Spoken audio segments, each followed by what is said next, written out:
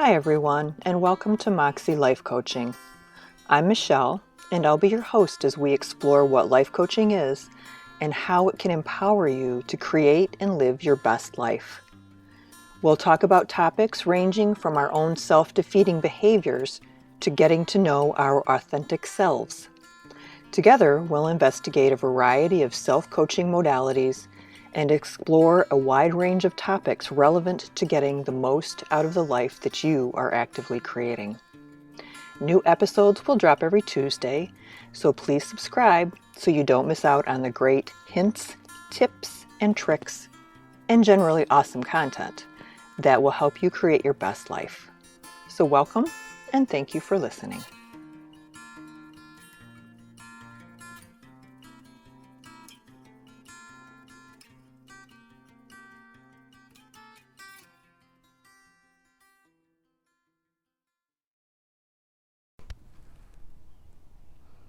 Hi everyone, and welcome to another episode of the Moxxie Coaching Podcast.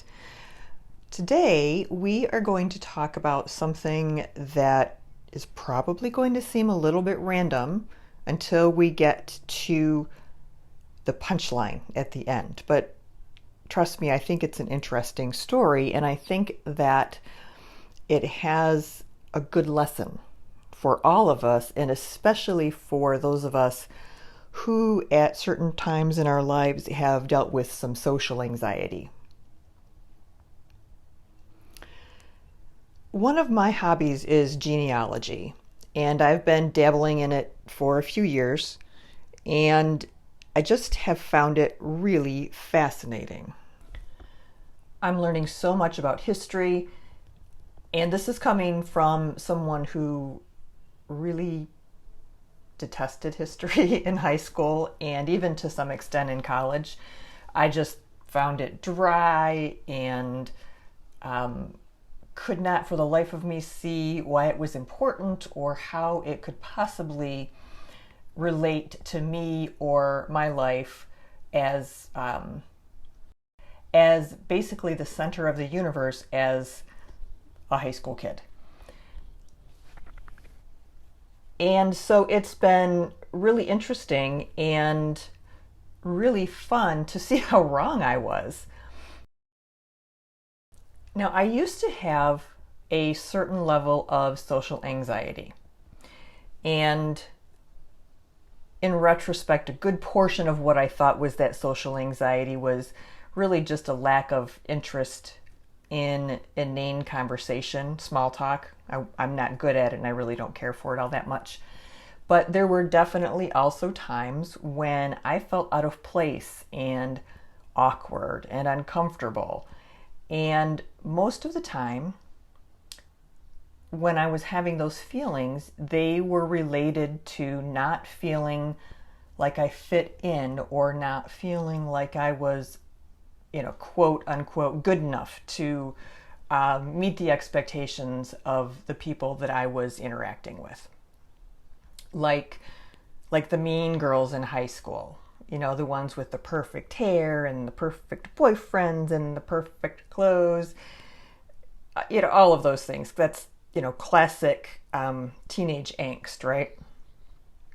But I also ran into it as an adult when I was teaching, and there was a group of parents at the Catholic school where I was teaching who were really just not very nice people. And they were kind of the equivalent of the high school mean girls. And even though I really did not care for these women, I did not have respect for these women and the way they were behaving, there was still a part of me that felt like I wasn't good enough, or they didn't think I was good enough, or whatever head game I had going on at the time.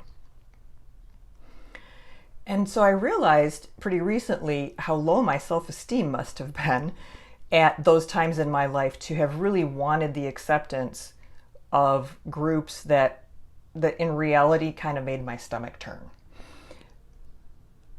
Nevertheless, I wanted their approval. And I also realize that I would take those types of interactions and I would retreat even further, as my introversion always directed me to do. And it was a protection mechanism, and really it was just a bunch of not nice people whose opinions in retrospect mean nothing to me. So if you're unfamiliar with social anxiety, maybe you are the social butterfly. Maybe you are the extrovert who just really enjoys talking to all kinds of different people, and you can walk up to someone and just start a conversation, and that's great. So if you are one of those people and you don't understand the rest of those of us who do have some social anxiety, because I think there are those people who are so outgoing, they just can't even fathom it. It's like, what the heck? Why would you be afraid to, blah, blah, blah. So what it feels like is constantly feeling like you're under the microscope, being hyper aware of what other people might be thinking, having an inflated idea of really how much people are paying attention to you. Kind of that phase that we all go through as adolescents, where we think that the whole world is paying attention to everything that we do, and that the world is waiting for us to walk out of the bathroom with toilet paper on our shoe, or whatever they can do to, or whatever we do that is worthy of being made fun of. And yeah, that's all about self-worth, right? That's all about how you feel about yourself. And if you feel good enough about yourself, why would you care what somebody else thinks? But I did. And any teeny tiny little misstep would sort of haunt me for a couple days. I would say, oh, wow, I cannot believe I said that. And then I would jump on the hamster wheel and I'd obsess for 24, 48 hours about some ridiculous thing that the person to whom I was speaking had already forgotten. But that's that kind of that feeling, and always being concerned about what I looked like and how others would perceive me. So fast forward 20 years, and fast forward through leaps and bounds in improving my self-esteem and managing my anxiety and all of those things that I dealt with when I was younger. I began to do this intense genealogy research, and I was hooked. It's almost like reality TV, but without the producer manipulating the story. I learned things like my great-great-grandmother spent time in the workhouse in England before eventually getting some of her children back because they had been taken away from her because she couldn't support them. Some of those children she got back, some of the others were literally shipped to Canada as indentured servants at the age of 11 and 13. Blew my mind when I found that out, that my great-grandmother had been an indentured servant. I learned that my great-grandfather lived in a railroad car in Michigan's Upper Peninsula when he was a young guy, and he was out doing whatever young guys did in 1910, and he ended up working in the logging industry and living in a railroad car. I found out he later applied for a homestead in Saskatchewan, but he never did anything with it because within a year he was back in the States and he was married. So all of these things that are just like so interesting, and I would never have known any of this if I hadn't become interested in genealogy. So how do I tie these things together? Well, my family members, those two, my great-great-grandmother and my great-grandfather, lived between 1863 and 1965. My great-grandfather died 56 years ago. Now, that's not that long ago in the grand scheme of things. And I had no idea that he had applied for a homestead in Canada. I had no idea that one of his sons died from being shot in the head during a family fun shooting, whatever you do with the gun. You know, they were target shooting or whatever they were doing. That's so tragic. You know, that's insane. So my whole point being, I had no idea about any of this. And a lot of this stuff was really pretty recent. And the whole point is that what I'm interested in as related to these members of my family are the loves that they had, the losses that they experienced, the heartache, the joy, the drama, and the essence of who they are or who they were. Those are the things that I'm interested in. I couldn't care less if they were able to keep up with the 1925 version of the Joneses.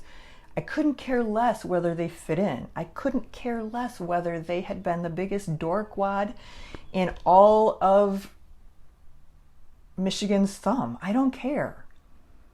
I don't care how other people perceived them. All I care about is who they were and how they were and what they experienced. And so it sort of drove home this realization, kind of a morbid one, I guess,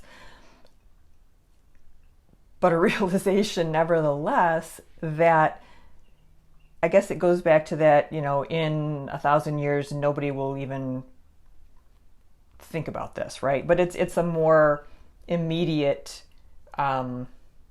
example.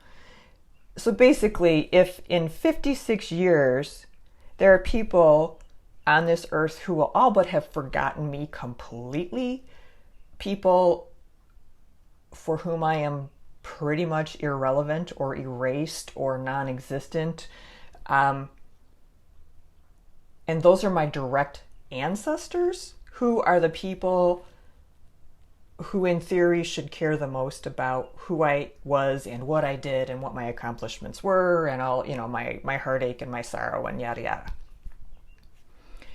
If those folks aren't going to care about the things like that related to me, if they're not going to care about whether I was the awkward teenager, they're not going to care if I started a business and it failed. They're not going to care if I was divorced 20 times. They're not going to care. They're just going to be interested in the story.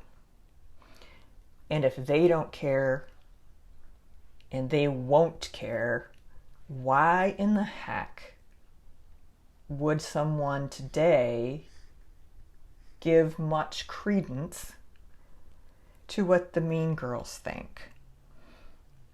And this might sound like a silly example, but it struck me. And I think that a lot of people can relate to that feeling of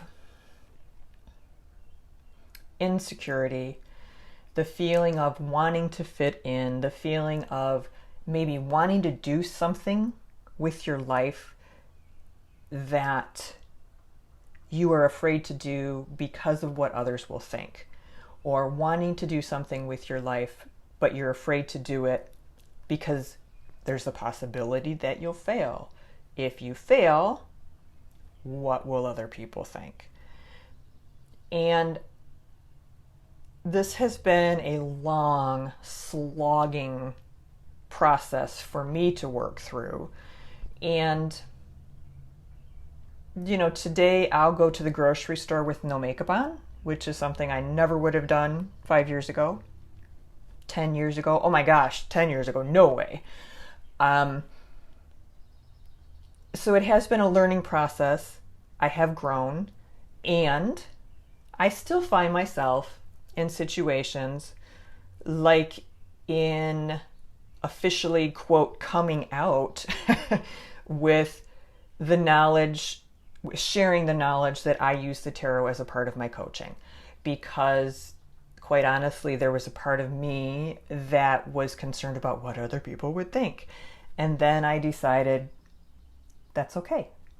Other people are allowed to think whatever they want to think. And I felt better. And so I've got a picture of my great-great-grandmother and a picture of my great-grandfather on my bulletin board now. And I refer to those pictures when I start to feel like I'm unsure if I'm good enough, or I take a look at those pictures, I bring them out, ponder the lives of the people in the images, and really think about why I'm interested in them and why I see them as interesting people, and not about their failures or their neighbor's interpretation of the way they lived their lives. So I hope that this makes sense. I hope that you're able to gather the core concept here, which is just one more podcast, one more person reaching out and confirming that social anxiety is real and it can be managed, and that by looking into our past and reflecting on the very, very, very, very temporary, short-lived experience we have on this earth, it's a waste of time and a waste of energy to constantly be worried about what other people are thinking and how other people are seeing you. And think about how in 60 years, theoretically, depending on how old you are, people aren't going to care or even remember. So this isn't to say that we don't matter because we're all going to keel over. What is to say is that nothing is permanent. Things are constantly changing, and there's too much going on in the universe to worry about what you did or said or wore or looked like at any given point in your existence. At least that's what I'm telling myself. So, thank you so much for listening. This was kind of a random hop-on brain dump, but I thought it was an interesting concept and I wanted to share it with you. And I will look forward to talking to you again next week. Please remember to rate, review, subscribe, like, all of those good things. And I will see you soon. Be well.